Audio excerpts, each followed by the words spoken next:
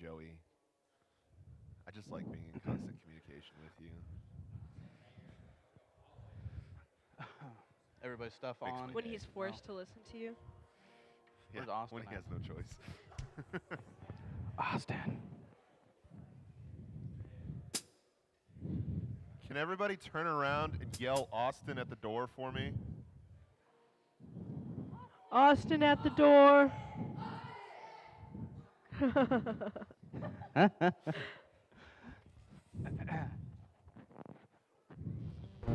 Hey. There we go.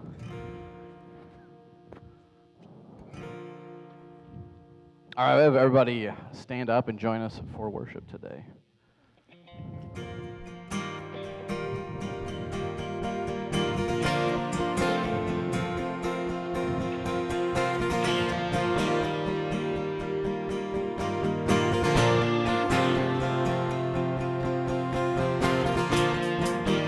Coming back to the start, where you found me.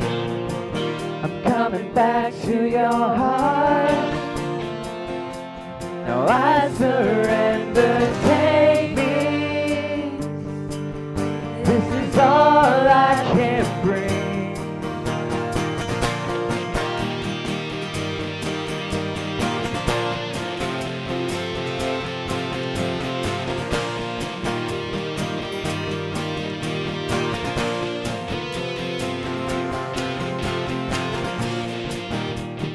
Back to the start. God is freedom, and here we feel your heart. Your heart beats for us, take me. This is all I can bring.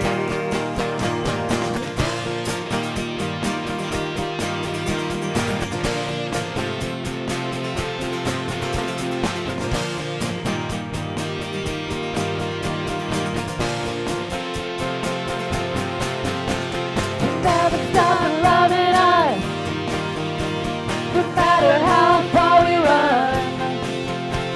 You never give up on us. All the heavens shout, let the future begin.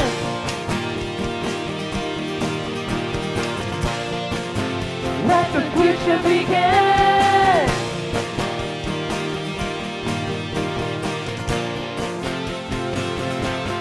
I feel alive, I come alive, I am alive, a God's great dance floor. I feel alive, I come alive, I am alive, God's great dance floor.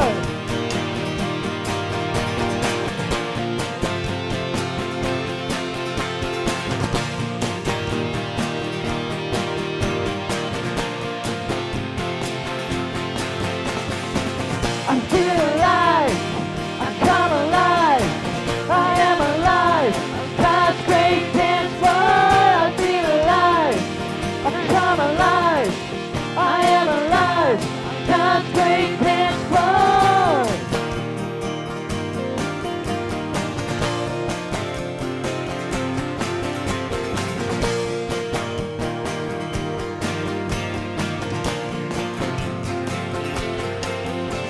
You never stop loving us, no matter how far we run. You never give up on us. All the heavens shout, let the future begin.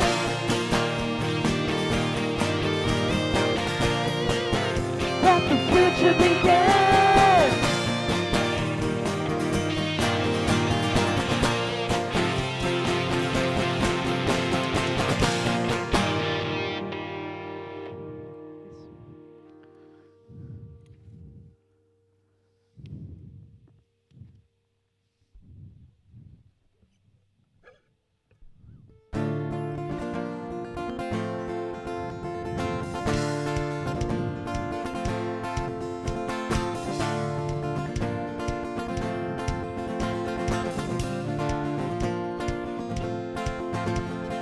Patience reminds all the darkness of how great and how mighty our God is. For the battle belongs to the Lord and no one else. We are standing in holy defiance. We're declaring aloud in the silence that the battle belongs to the Lord and no one else. So sing hallelujah for all hell to hear. Shout out Hosanna above every fear. Strongholds will crumble like castles of sand. We are marching on. We're marching on.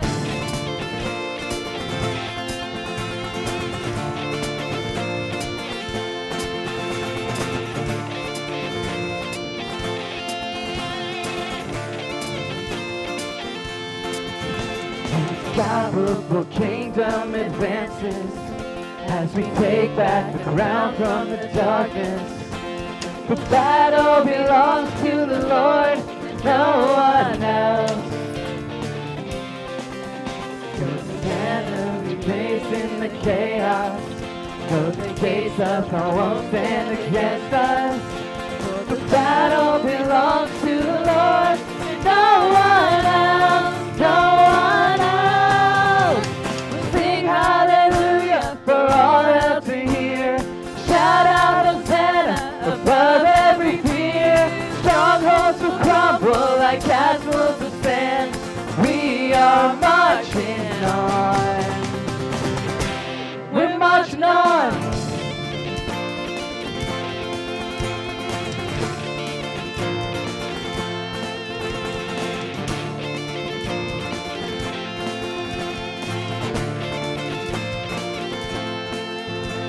The chaos, the crisis, the troubles, the trials, shadows, the sorrows, long nights, the hard fights. We are the prophets, the voice in the darkness, declaring the battle is yours. We'll sing hallelujah for all hell to hear. Shout out Hosanna above every fear. Strongholds will crumble like castles of sand. We are marching on. We're marching on. Sing hallelujah for all hell to hear. Shout out Hosanna above every fear. Strongholds will crumble like castles of sand. We are marching on. We're marching on.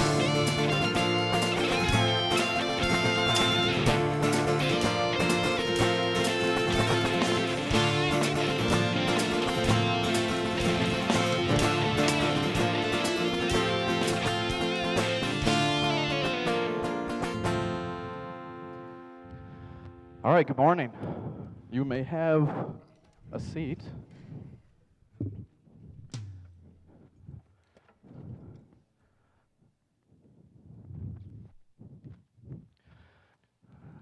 Welcome to St. James Christian Church. Super punchy here today. If you are visiting with us, we do have cards in the back of the pews. Fill that out. If you got some prayer that you need in your life, we'd love to be able to pray for you and just know who you are.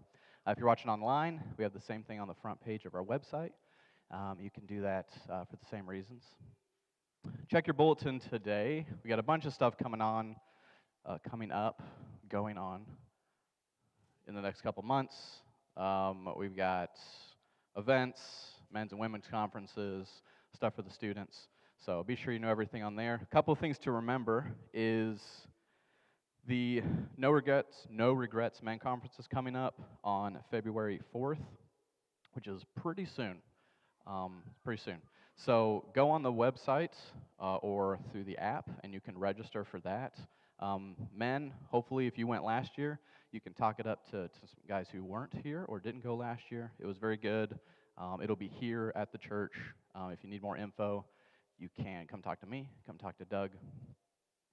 Second thing is Valentine's Banquet is also coming up very soon. Today is an important day because it's the last day that you can get that $20 early bird fee. All right, so if you would like to jump on that, go see Jessie today. She's got all the tickets. and we'll get that set out. So Doug is gone today. Pray for his safety as he travels. He's in Texas currently. He is getting our chairs. All right, so at some point, all of these wonderful blue pews you're sitting on will be bye-bye. No more. Okay, so we're getting chairs, but here's the thing. There are 300 of them. It's a lot of chairs. We have one chair dolly that they're giving us. So Tuesday at some point, we are looking for some help. And here's the thing. I think we could do it after school. Students, if you want to earn some extra money for trips this coming summer, come help us unload some chairs, and that would be super helpful, all right? So we got that coming up. Students today, if you saw the stuff we posted on Facebook, and you brought some people and you came yourself to get some extra money to go to so cute. If you brought somebody, come up and tell me, so I know you're here, that you want your $5. All right, that's the phrase. So come tell me you want your $5 at the end, and I'll put you down, and we'll put some money towards your trip this summer. So let me pray. We have a video going into the sermon right after that. Dear God, thank you so much for this day. Thank you for all these wonderful people in this room. God, I pray to be with the people who couldn't be here today. Be with Doug as he is traveling. Keep him safe as he is doing a kindness for this church. God, I pray that in everything we do, that we serve you. We serve you with our heart wholeheartedly. We serve you with our mind. We serve you with our actions and our words. We serve you with our time and money. God, I pray that as we come into the message today and continued worship, that you will be moving in this place and in our lives and families. We love you and ask these things in your Son's name. Amen.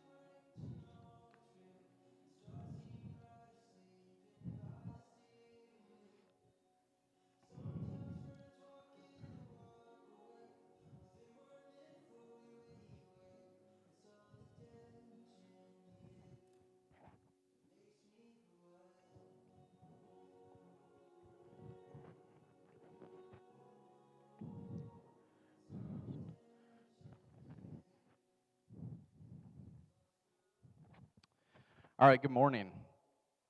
I'm wearing many hats today. Hopefully that is all right. So today we were talking about the hope of the gospel, and Doug's kind of leading up to this. He's been talking about the darkness that our world is dealing with and faces in Sunday school, in church on Sunday mornings. It is the theme. It is something we fight against. And I feel like today we've kind of got two parts of the sermon. Am I super loud? Is this very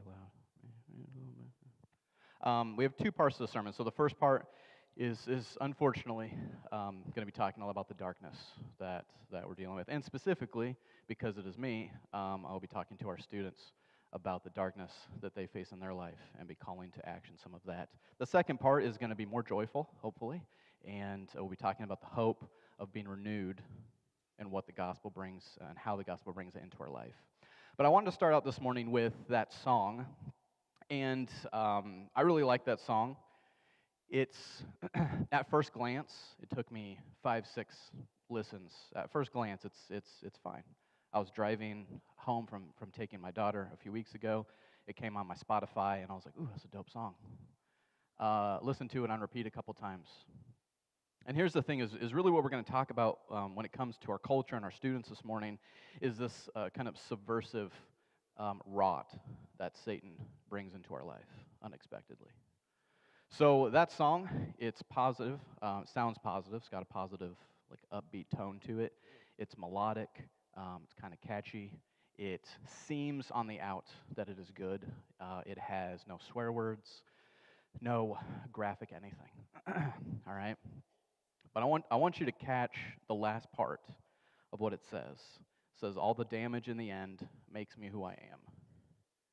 All right, all the damage in the end makes me who I am. What that song is talking about is through all of these heartbreaks and all of these things that we go through. It's the damage at the end of the situation or the end of our life that really makes us who we are. That is horribly broken. That is profoundly broken. And the thing is that broken message is layered under niceties, all right? And this is the subversive nature of Satan. Is so often that is what hits us. And we bring this stuff into our life, we don't even realize it. Now, you could listen to that song 100 times. I listen to it when I'm cleaning. It's not, I'm not going to be like, oh my goodness, yeah, the brokenness dictates who I am. But that's the thing, is like, it's a good way to start off the message today. Romans 12, 1 and 2, and the next slide, it has I panicked last night and I picked a different scripture because the one I picked felt wrong. Still applicable, but it felt wrong. So we're going to have the two scriptures up on the screen, and if you could open up in your Bibles. The first one is not 7 through 25. It is Romans 12, 1 and 2. And this is what it says. Therefore, I urge you, brothers and sisters, in view of God's mercy, to offer your bodies as living sacrifice, holy and pleasing to God. This is your true and proper worship. And then it says, do not conform to the pattern of this world, but be transformed by the renewing of your mind. Then you will be able to test and approve what God's will is, his good, pleasing, and perfect will. All right? The renewing of our minds. We attest to this the sacrificing of our lives, of our bodies. We don't conform to this world, but we stand against it. The next one is 1 Corinthians 10, 23 through 33. It says, I have the right to do anything, you say, but not everything is beneficial. I have the right to do anything, but not everything is constructive. No one should seek their own good, but the good of others. Eat anything sold in the meat market without raising question of conscience, for the earth is the Lord's and everything in it.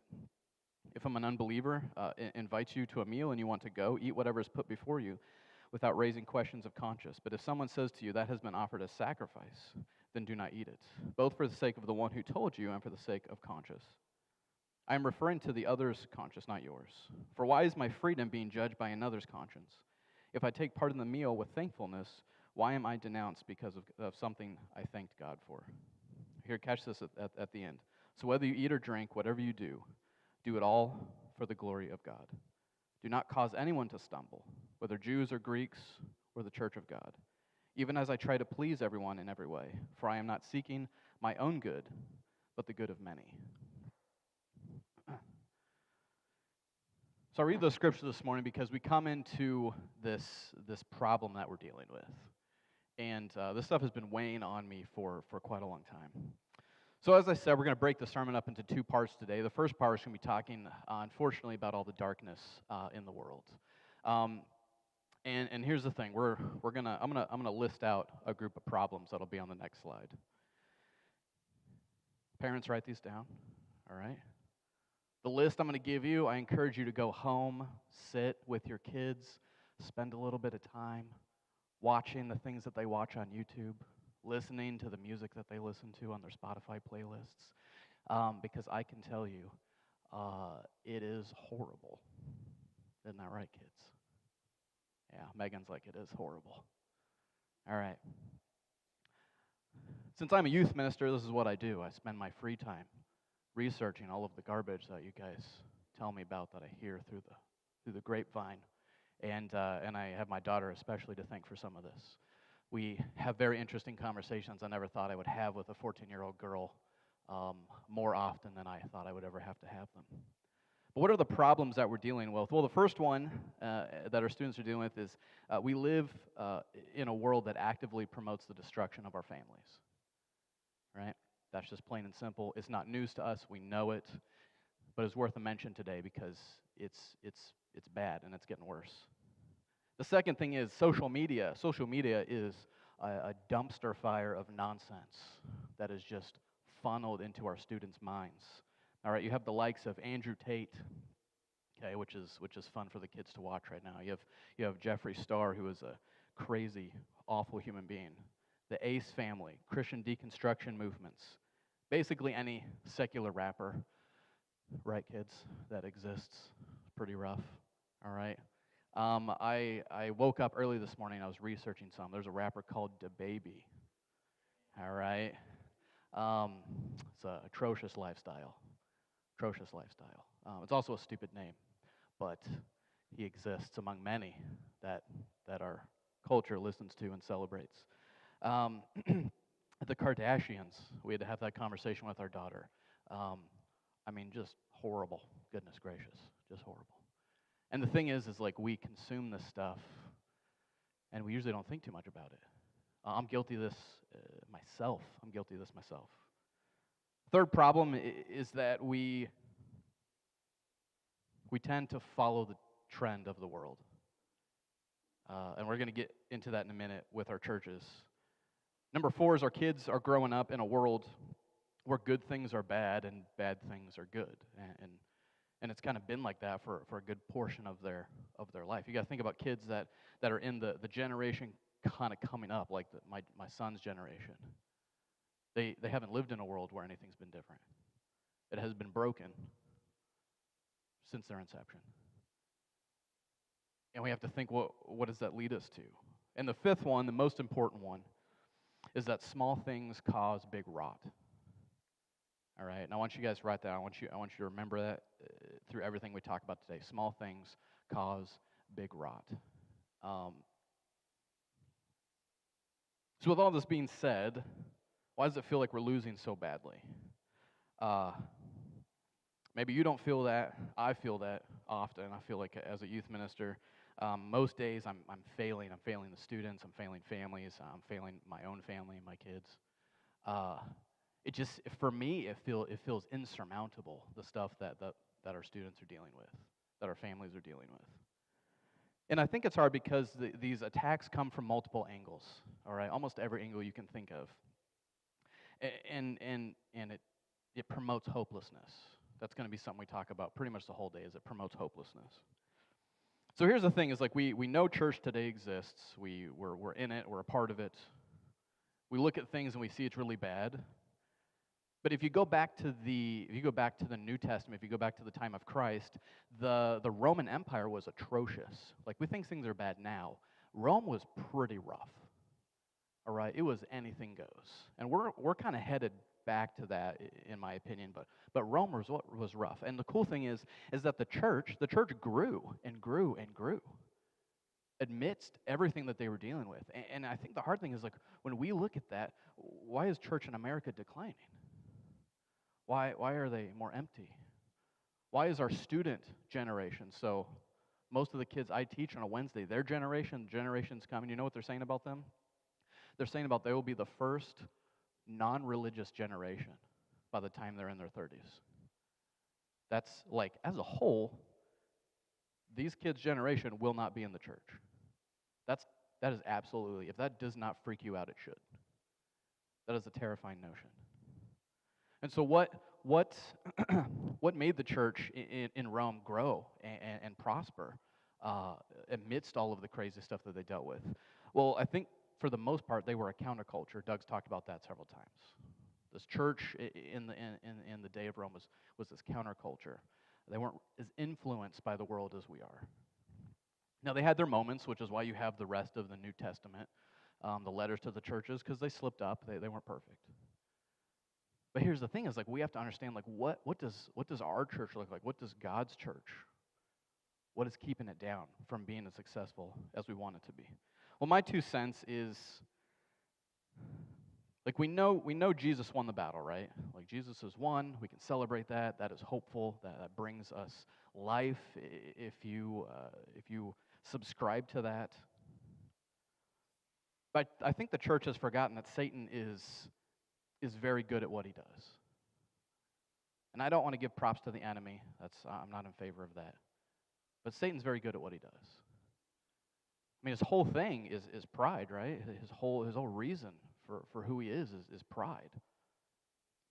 So he's not gonna go without a fight. So think about the message to our young women today. All right, the world, the internet, it's all about fighting for less abuse and harassment in the workplace, which is it's a great thing. It's actually a Christian idea that we support. But you know what isn't a Christian idea? While they yell their false morality at us, the world's message to our young women is that if men objectify you, it's horrible and egregious. But if you objectify yourself, it's empowerment. And no one can tell you different. That is insane. Yet, it's exploded. This notion, I mean, it is everywhere. It's absolutely crazy. And the crazy part is that for most of it, it happens right in our homes. Right in our homes. Closed doors. Right in our homes for the world to see. It's empowerment. That's crazy. See, and the thing is, the very people that view the content are the evil ones. We never look at the people that make the content as the ones that are stricken with this. Now, granted, both parties, my opinion, very, very wrong, struggling, need help, need Jesus. But what Satan is doing is he's telling us, I'm going to ruin your kids from inside your own house. With a phone and a couch and a closed door, I'm going to destroy your children. And we're seeing it all over the place. He's going to take their joy, and he's going to take their peace, and he's going to take their hope. And it breaks my heart. I came home last Wednesday. Addie's not here for any of the stories I'm going to tell today. I came home last Wednesday, and I was broken. Or 2 Wednesdays ago when we had youth group, I was broken. It was just, for whatever reason, it just, like, youth group hit me wrong that night. And I just felt this sense, this deep sense of hopelessness.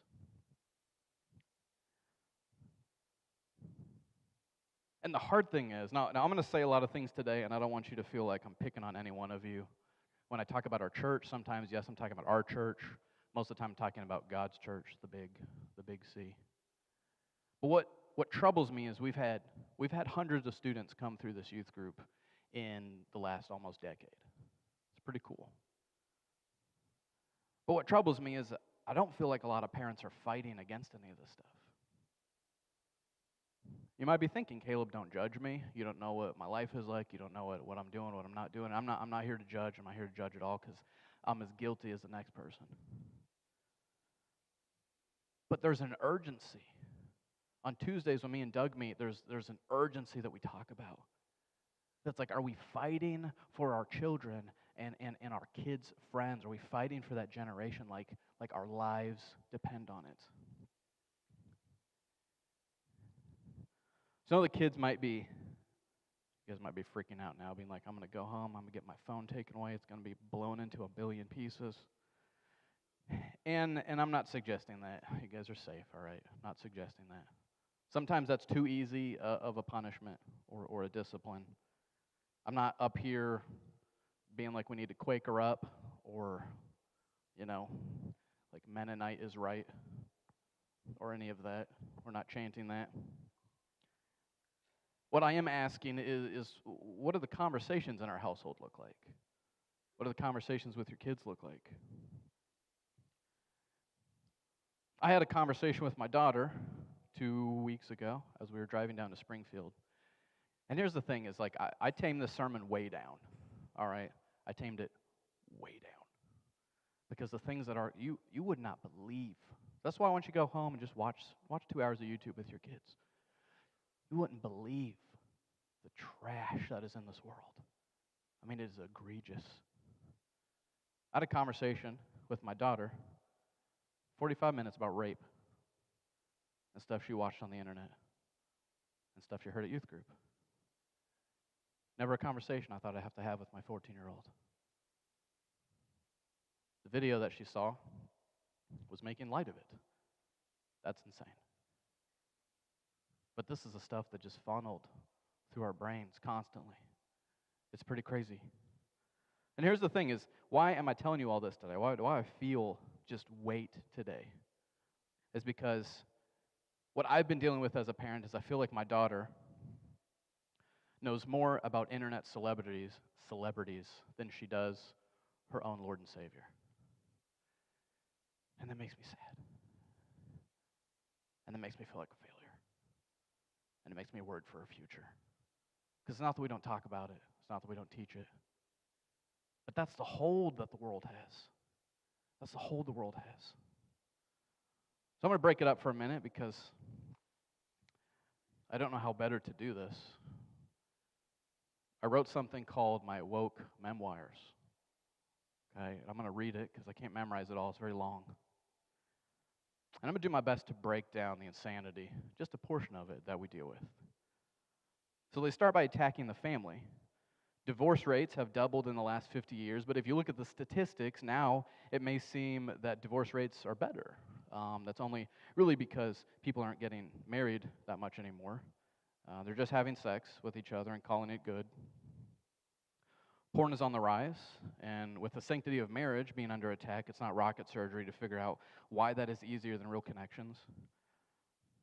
Our boys are being conditioned with promises and lustful appeals to dress and act like thugs and gangsters because that is a picture of success we applaud in our culture now. They are taught by the Andrew Tates of the world that toxic masculinity is false and fake, all while teaching our boys and young men that if you want to be an alpha and a winner, that abusing women and children is okay.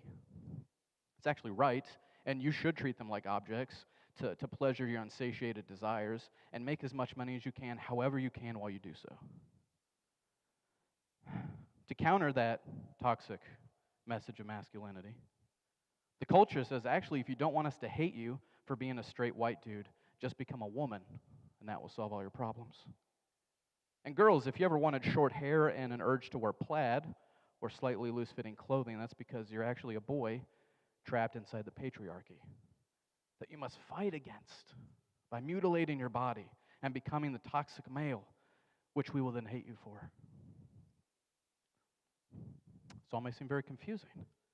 It gets worse, and if you need a therapist and you haven't chosen your own, one will be appointed to you on the government's dime, which will be billed to your neighbor who is actually paying for this. So maybe just go and speak to them, because to be honest, everyone is equally as uneducated today, with the schools being hyper-woke and failing across the board. And to be honest, if you don't believe what we tell you, you are actually the problem. Please don't ask questions. Hitler's bad, you Nazi, but communism is good. Ladies, see, our girls are taught empowerment disguised as prostitution. Self-worth disguised as, well, the opposite of self-worth. They shave their head in protest, again, against the patriarchy, against the toxic stare of straight men, all while they film themselves dancing and twerking in less and less clothing, because that's liberating, right? Men in the room, don't objectify them, but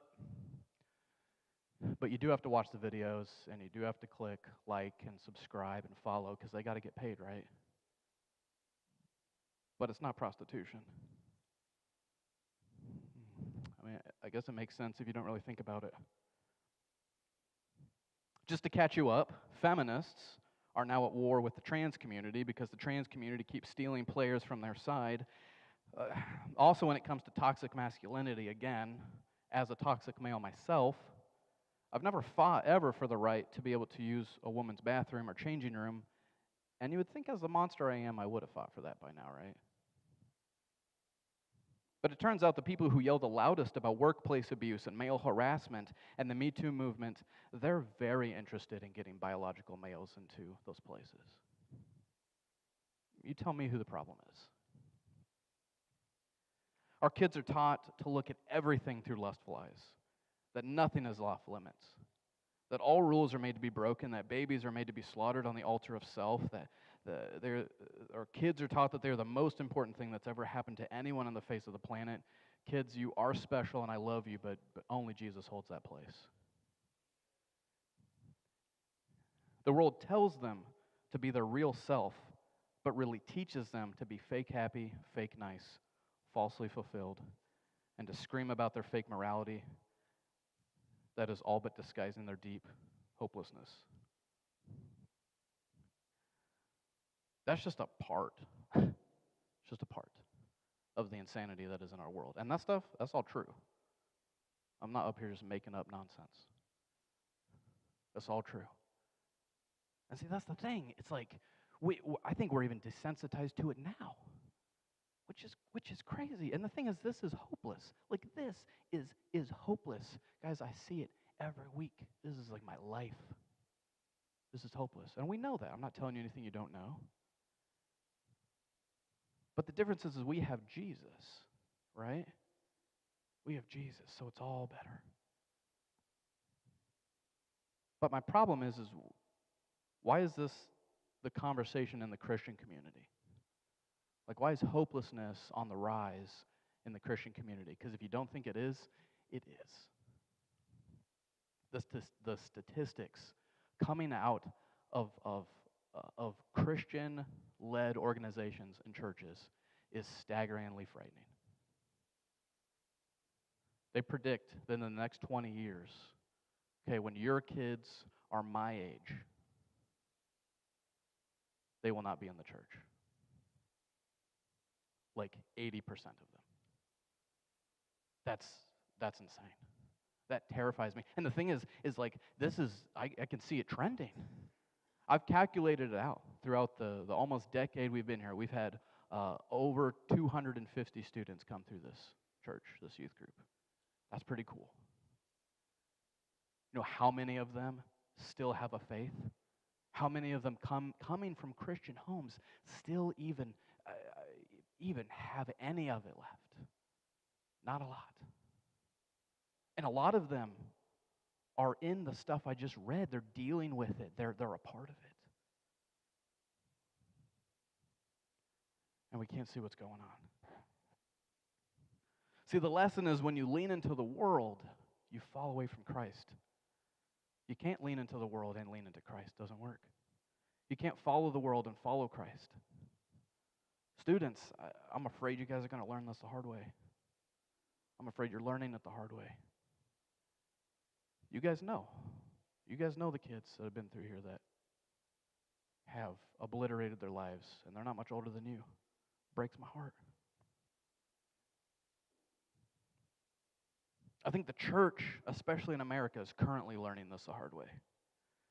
God gave us words upon words, sentences, stanzas, paragraphs, stories, historical accounts throughout the vastness of time, all to tell us the lesson that you can't follow the world and follow Him.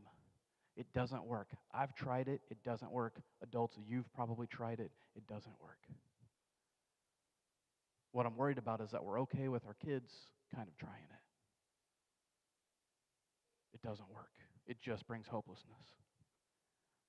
So now that we've laid out a very fraction of the story that is very dark. And here's the thing.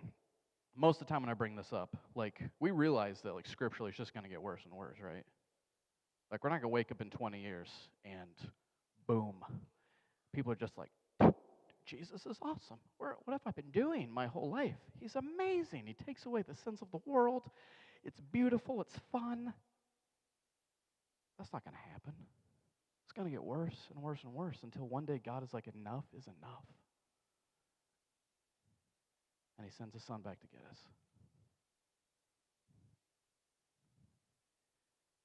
I was worried about it. I know I sound like the mean preacher from Footloose. All right? Like, dancing is bad. Don't dance. All right? If that's all we were talking about, I could see that being a problem. Okay?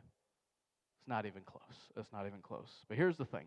We've discussed the darkness. Now let's talk about finding a renewal in hope, which comes from the gospel. So the big thing we're going to talk about today is reconstruction. Okay? Reconstruction. It's a beautiful word. It makes beautiful things happen.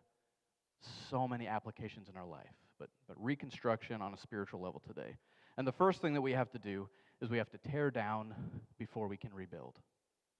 All right? We have to tear down before we can rebuild. Parents, families, students. We've talked in youth group a bunch.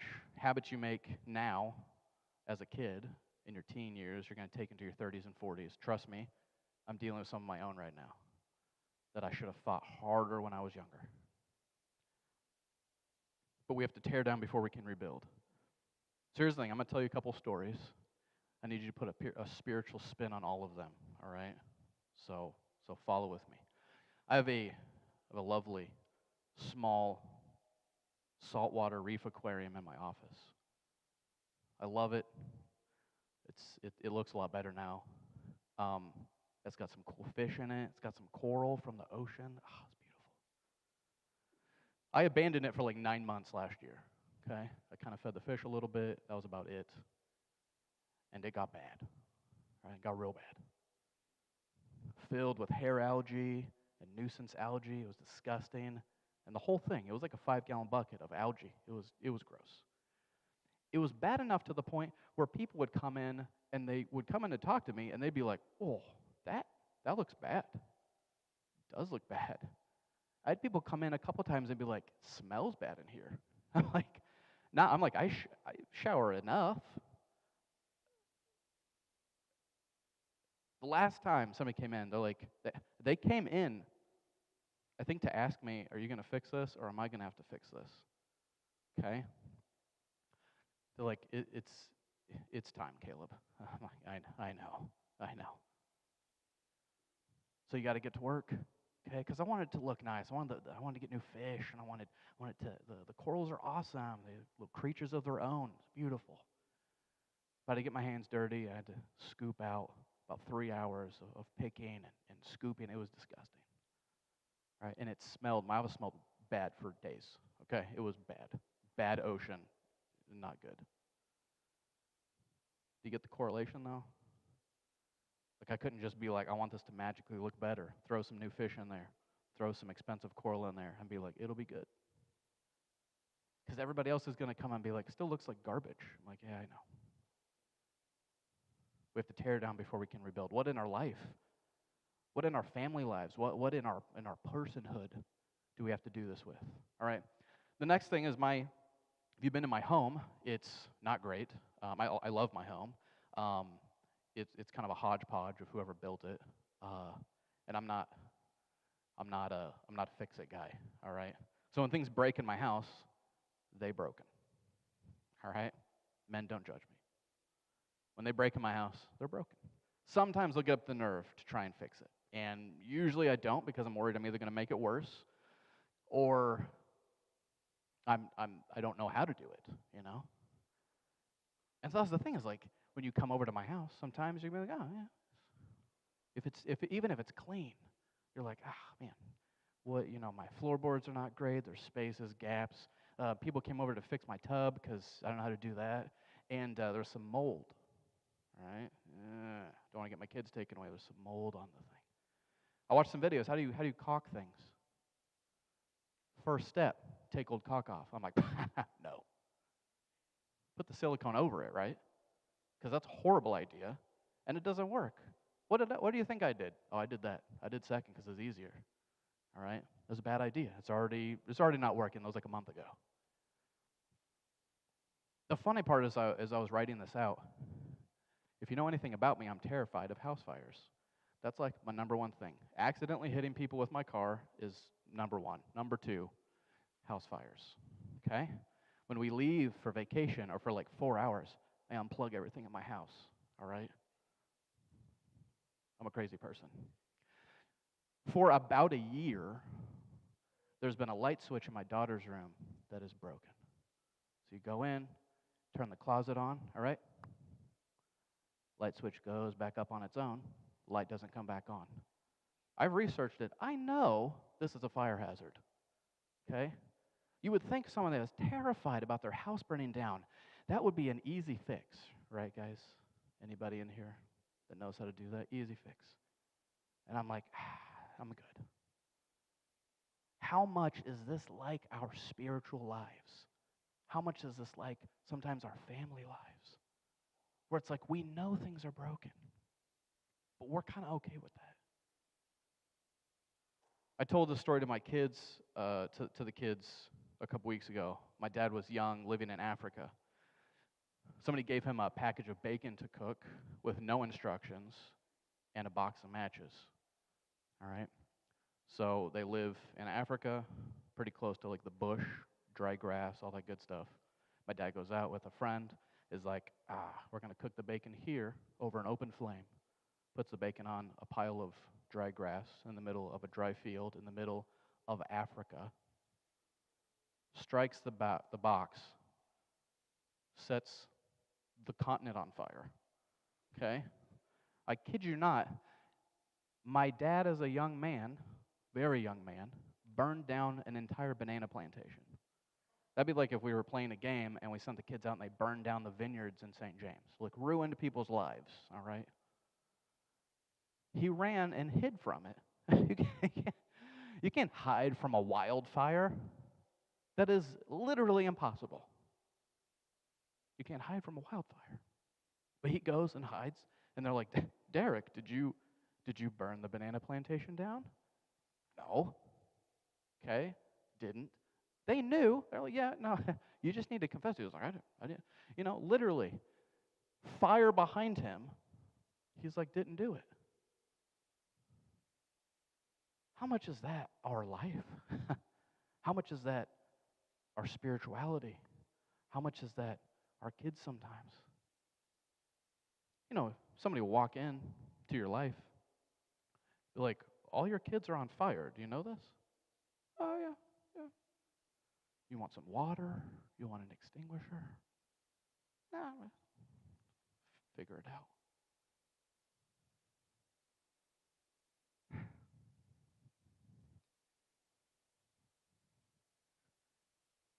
There's a point where we can't hide from it. In my life, I can't hide from it. Your guys' lives can't hide from it. Students, you can't hide from it.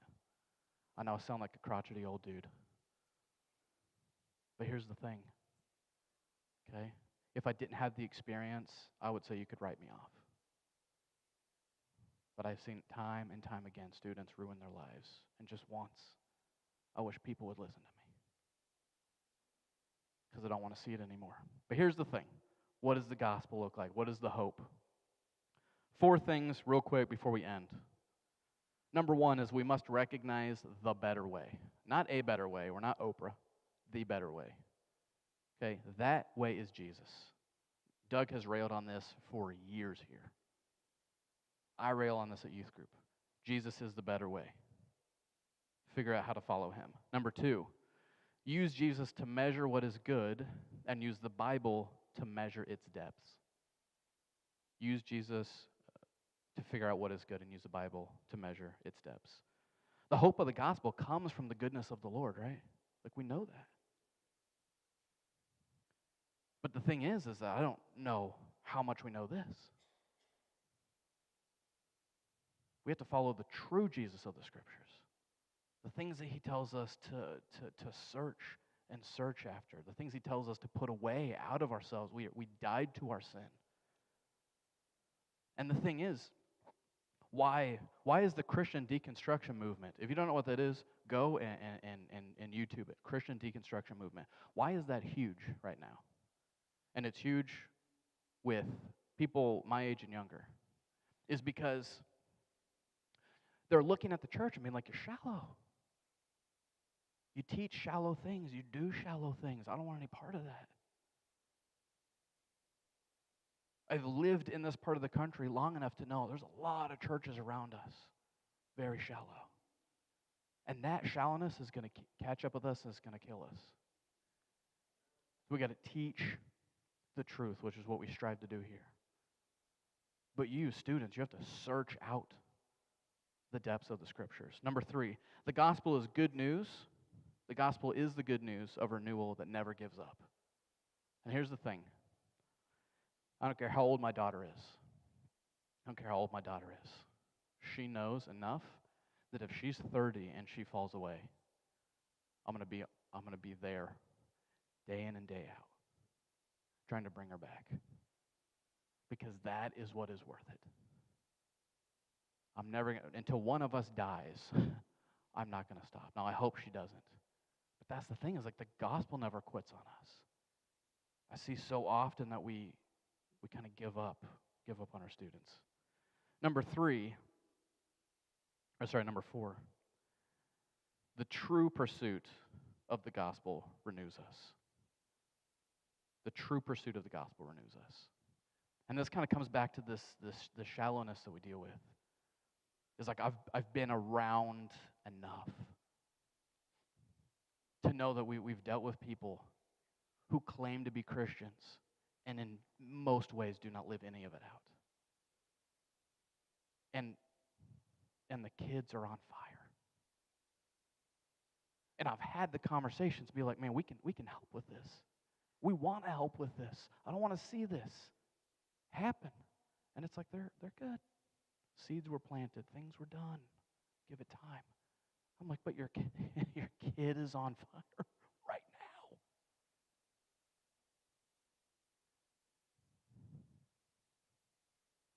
The true pursuit of the gospel renews us. And that's the thing, guys. The fake pursuit that this country does so often does not lead to hope. Okay? It's like a false hope. It's a fake hope. And brokenness still grows and rots inside of it. The true pursuit, the only outcome, is renewal. And that's beautiful. That's beautiful.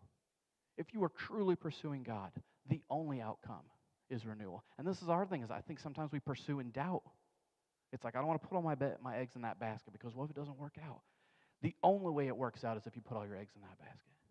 The only way you find renewal in your life, in your family, in yourself, with your relationship with God, is if you completely follow Jesus in everything that you do.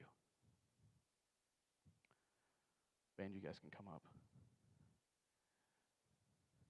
So we started off today understanding the world promotes brokenness, adds the goal. If we chase that, if our kids chase that, they will be broken.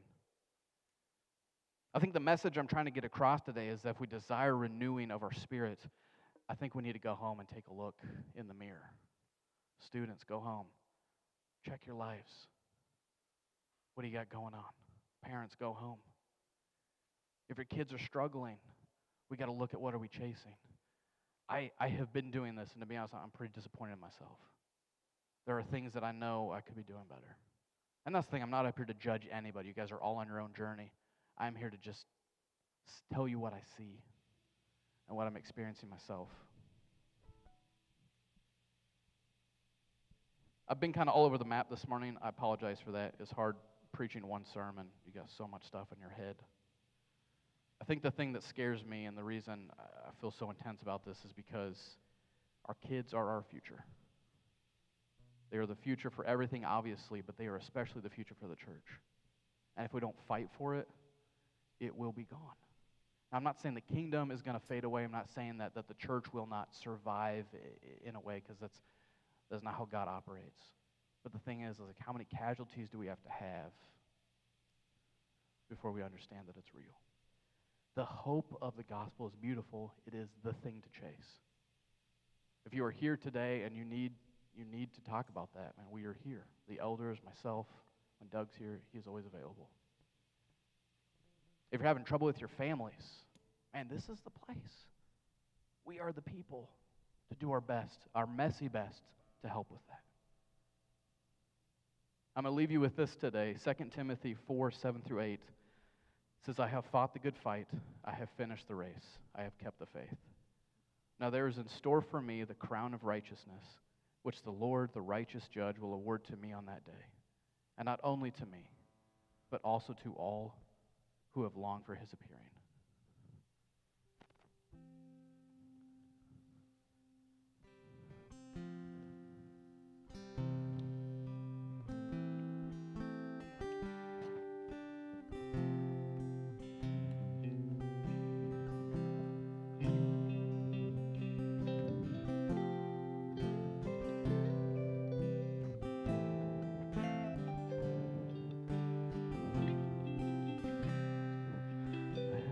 King of my heart, be the mountain where I run, the fountain I drink from, Oh, he is my song.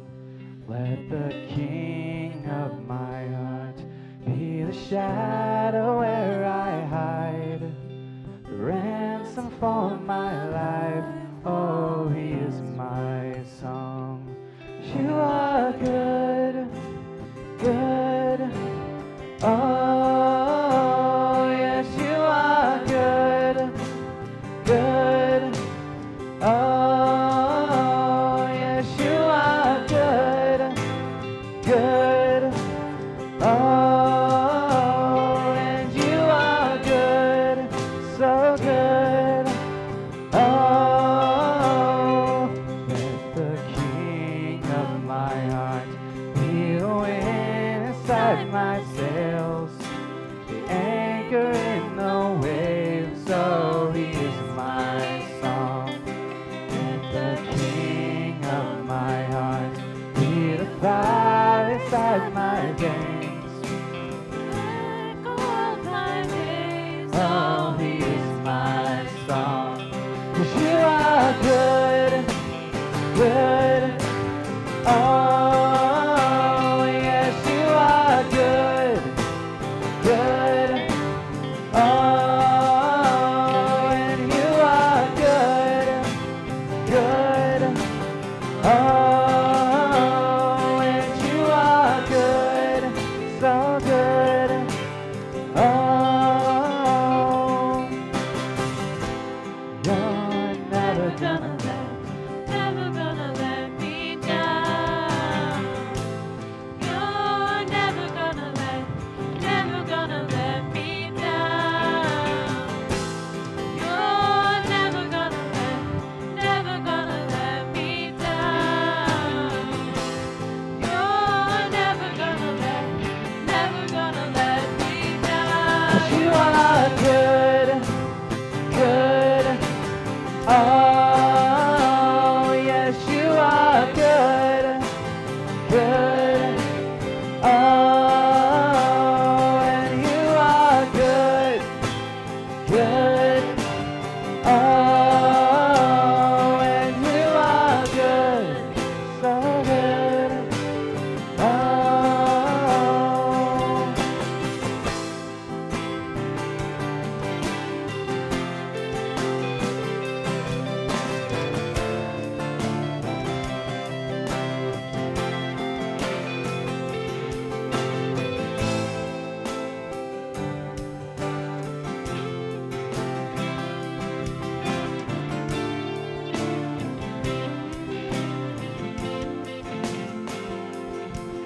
The night is holding on to me. God is holding on. The night is holding on to me. God is holding on. The night is holding on to me. God is holding on. When the night is holding on to me, God is holding on. You are good, good. Oh, yes, you are good. You're good. Oh, 'cause you are good, good.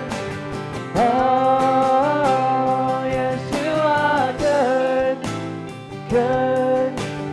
Oh, let the King of my heart be the mountain where I run, the fountain I drink from. Oh, he is my song.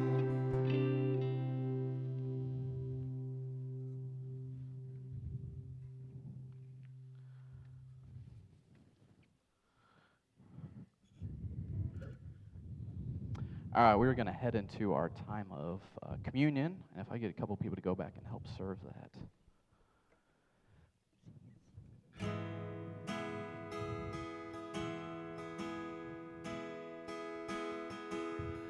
My hope is built on nothing less than Jesus Christ, my righteousness. I dare not trust the sweetest frame, but wholly lean on Jesus' name.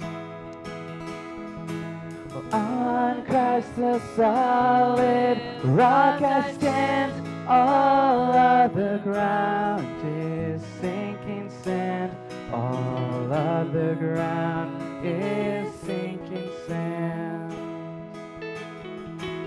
When darkness veils his lovely face, I rest on his unchanging grace. In every high and stormy gale, my anchor holds within the veil. And on Christ the solid rock I stand, all other ground is sinking sand. All other ground is sinking sand. And he shall come with trumpet sound. Oh, may I then in him be found. In him my righteousness alone faultless to stand before the throne.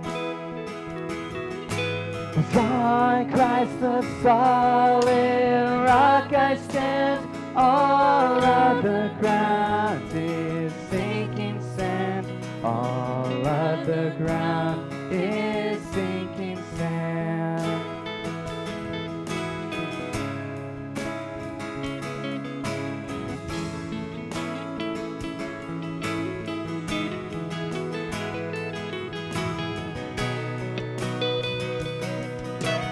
On Christ the solid rock I stand, all other ground is sinking sand. All other ground is sinking sand.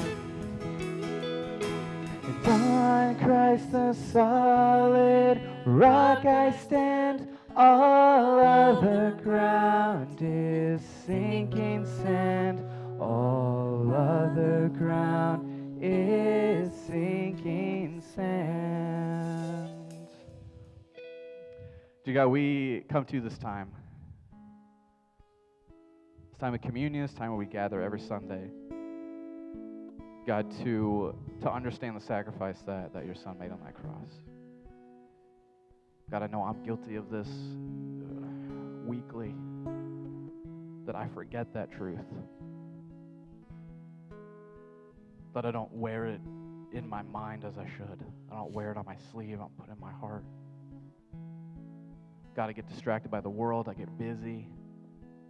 The things that we're told not to chase are the things that I do chase. And God, I pray that in these moments, and not just this moment, God, but the moments to come, in the next couple weeks, the next couple months, the next couple years in this place, God, that we be a people that don't get swept up in the world,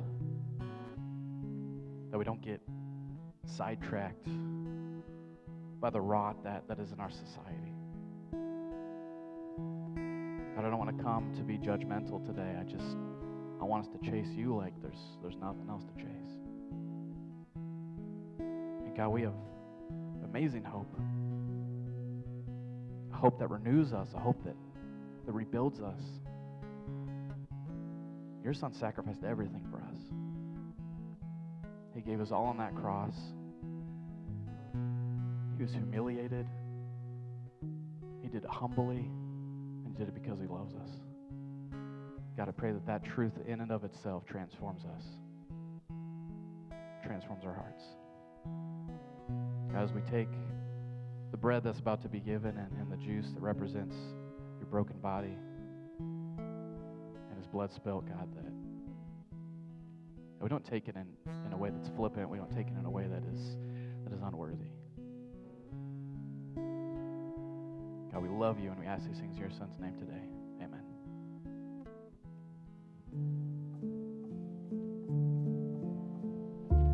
It matters why we do this. On the night he was betrayed, Jesus broke bread. He gave it to his disciples. Take and eat. This is my body. He took a cup. Drink from it, all of you. This is my blood of the covenant. It is poured out for many, for the forgiveness of sins.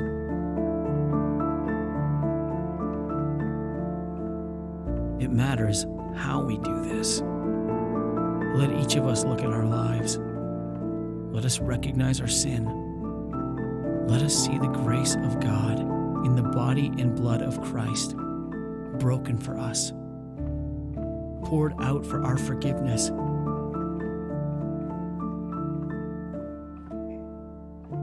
It matters that we do this. Let us eat the bread. Drink from the cup. Remember the Lord's death in our place on the cross, looking for his return. Amen.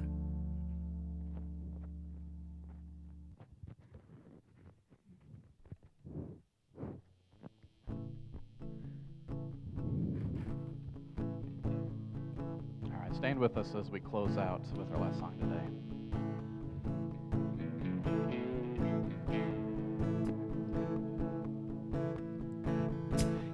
Marvelous light, I'm running out of darkness, out of shame. Through the cross, you are the truth, you are the life, you are the way.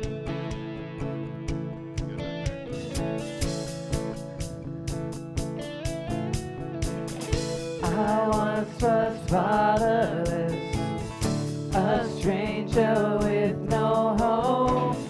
Your kindness waken me from my sleep now. Your love, it beckons deeply, a call to come and die. By grace now I will come and take this life, take your life. Sin has lost its power, death has lost its sting. From the grave you've risen victoriously. Into marvelous light I'm running, out of darkness, out of shame. Through the cross you are the truth, you are the life, you are the way.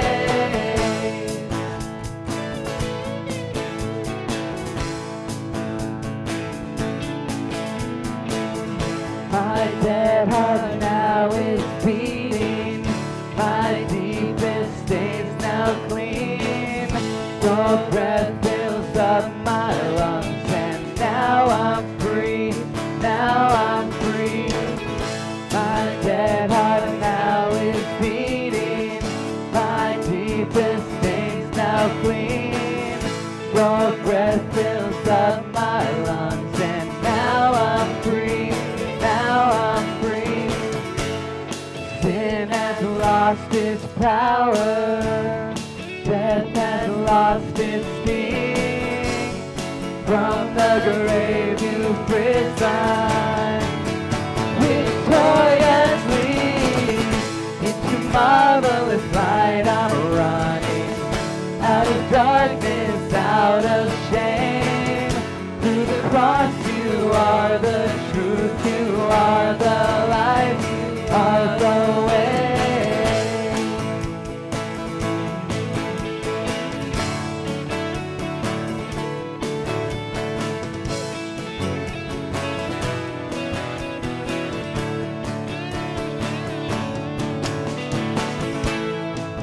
With my hands and spin around, see the life that I have found.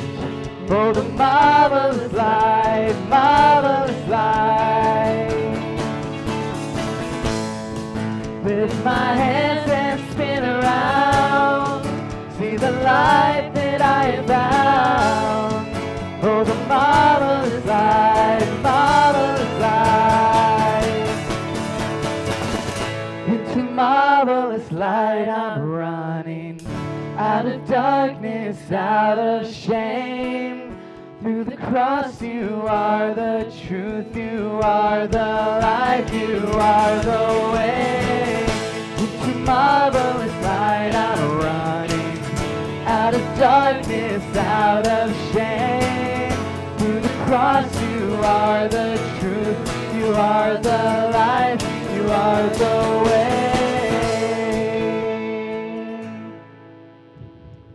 God, we come to you today. We love you. And God, it's okay that we're all struggling. We know that. But God, I pray that that's not the goal for us. I pray that we hear your words. We read your scriptures. God, I pray that you convict our hearts. Not bring us into a place of shame or guilt, God, but bring us into a place where we want to be renewed, that we want to chase after that we want to move out of who we are now. God, I pray that my words were not heavy today, God, but that the truth of the culture that we live in is broken. But the truth of your renewal, the hope of the gospel, that is real and that is right in our grasp. God, I pray that we can take that message into our families, into our places of work, into our homes, into our youth groups and our Sunday schools and all the events that we do. We can take that message into this town. God, I pray that you do a work here today. We love you and we ask these things in your son's name. Amen. All right, you guys are dismissed. Have an awesome week. Don't forget to buy Valentine's tickets